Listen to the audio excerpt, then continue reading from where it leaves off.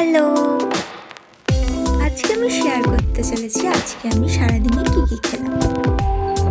সকালে ঘুম থেকে উঠেই আমি খেয়ে নিলাম 1 চামচ চ্যবনপ্রাশ আর গরম জল। তারপর কিছু ঘরের কাজ করে নিয়ে আমি করে নিলাম সকালের টিফিন।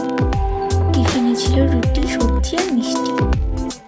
তারপর একটু বেরিয়েছিলাম, রাস্তায় এই যে এনাকে দেখতে পেলাম।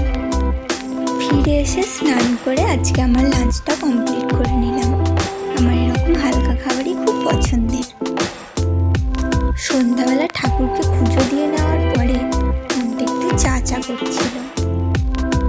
তার কিছুক্ষণ পরে আবার খেয়ে নিলাম চকলেট। আজকে ডিনারে ছিল দিদির হাতে স্পেশাল চিকেন।